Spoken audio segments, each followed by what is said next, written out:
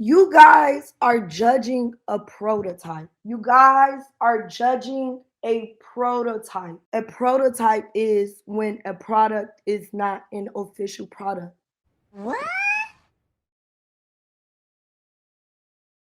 Welcome back, I'm Zane and this is Minding Your Business, where what we focus on grows. In today's video, we will be minding someone else's business while minding ours because there are a lot of lessons here, and that someone else is TikToker and private chef, Chef P, who recently went viral for her infamous pink sauce. Like literally, that is what is printed on the label.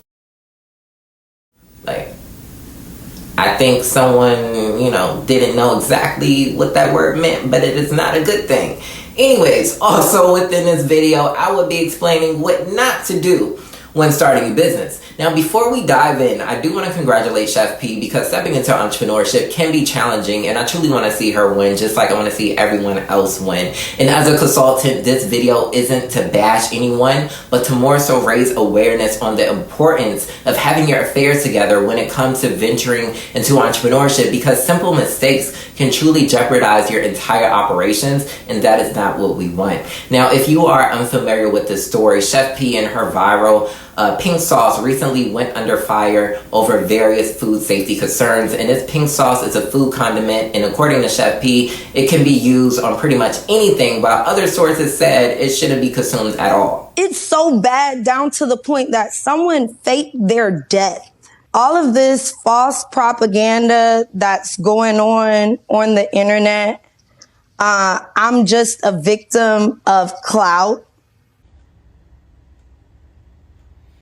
This is problem number one. I know social media can be vicious, especially when you allow people to have access to you, but we must learn how to take accountability when we are in the wrong. Professionally speaking, Chef P isn't a victim of clout, but more so a victim of doing bad business, which she created. And things like this happen, especially when we go into something unprepared. Like, I'm just calling it how I see it. And for problem number two, what I see are misspelled ingredients, while other ingredients were inaccurate from what was originally advertised on the website, such as this product containing milk, which is a major problem for those who are allergic to dairy, such as myself. Also, there's no expiration date found anywhere on this product, which is recommended, but is not a legal requirement by the FDA, amongst other things. And while it's true her product doesn't need FDA approval, which stands for Food and Drug Administration and not pharmaceutical with an F. What do you mean FDA approved? I don't sell medical products.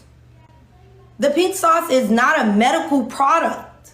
However, as a former advisor myself that has worked with the Small Business Administration, when you are selling a food product, there are various requirements a manufacturer must follow in accordance with FDA guidelines, especially if you are shipping such products across state lines. Anytime you are dealing with food, you must meet certain FDA regulations, and if you fail to meet those regulations, can result in major consequences, such as the location of where these products are being produced, which should be in an approved facility and not your home kitchen. Now, this requires a registration, which generally takes 3 months, and said business was formed only in early July. Since the 1st of July, we began production. Make it make sense. I'm someone who always say, ignorance is not bliss, because it can actually land you in prison.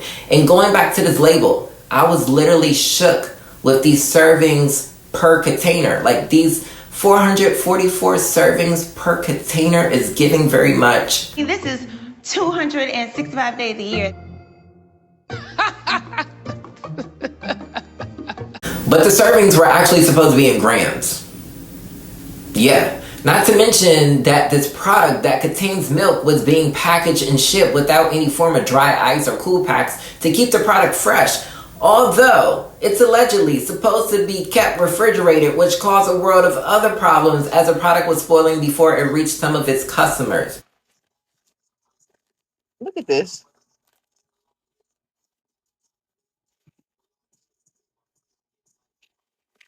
I'm holding my breath like I'm...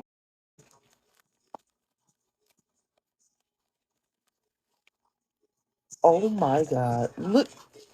Look at this. We put the pink sauce outside in the hot sun for days. Do y'all see where I'm going with this? Because this is the result of not being prepared. This is what not to do when starting a business. Is so many things wrong that can result in a major lawsuit as people's healths are at stake. Now, this goes back to what I was saying in my previous video, which I will link below, about how LLCs can protect your personal assets for the most part, because you as a business owner may find yourself in a situation that can be deemed as criminal or a simple act of negligence while harming others, which can personally hold you responsible while disregarding your corporate shield depending on your state laws. And I truly believe Chef P didn't have any ill intentions. As she said so herself, she didn't expect for the pink sauce to go viral. Y'all have to understand, just like y'all didn't expect the pink sauce to blow up overnight, I didn't expect the pink sauce to blow up overnight either. But as a result of going viral basically overnight, many corners were cut because of the demand of this product needed to be met. The website was poorly thrown together with blank images, empty tabs such as the description of the product, and no proper branding. And another big red flag for me is that there were no terms and conditions or private policies found anywhere on the website, which creates even more liabilities. I wholeheartedly think she saw an opportunity to make a quick dollar and took it. Again, I don't think she meant any harm, as I do believe she didn't know exactly what she was getting herself into, although she said she did her own research. But here's the thing about that. You could be experienced in your individual field without being experienced in business. Being an experienced professional and being a business owner has two separate set of rules and responsibilities, because you cannot sell a prototype of a food product. That statement was definitely not worded properly and does not look good. It's one thing to create something and to distribute it locally to your friends and family to get their feedback based on what needs to be improved, but when you decide, I'm going to turn this into an actual business and sell it on a larger scale across the country, and the product isn't even the product yet, you're now exposing yourself to all the risks of being an ill-prepared business owner. And those risks are amplified when all of your ducks aren't in one row.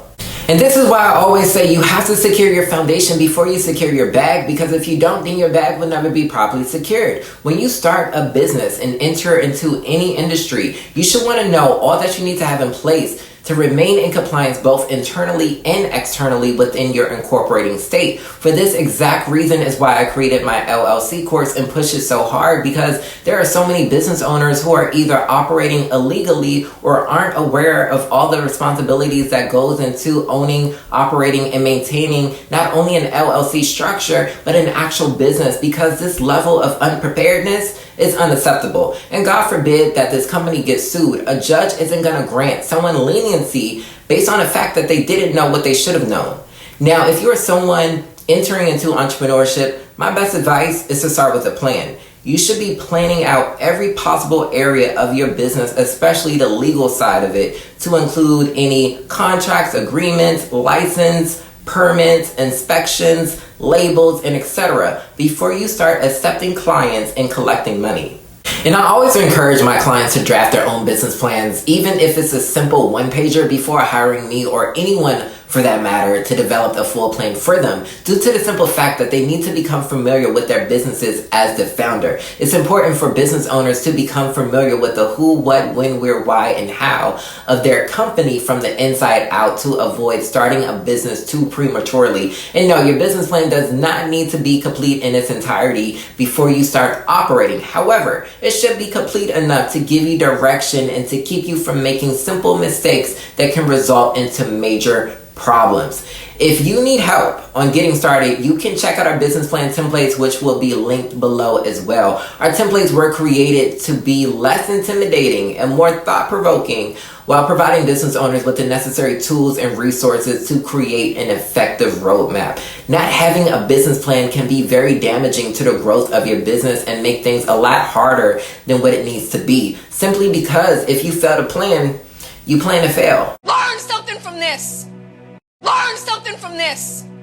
So, if you haven't learned anything else while watching this video, you should note to never take shortcuts to the top, because you'll end up just cutting yourself short. Again, this video isn't to bash anyone, but to raise awareness on what not to do, because the more we know, the stronger we can grow. And as we close out, please be sure to tap that like button if you found any value in this video, and drop a comment below of anything you took away, or even if you have a simple question. Until next time.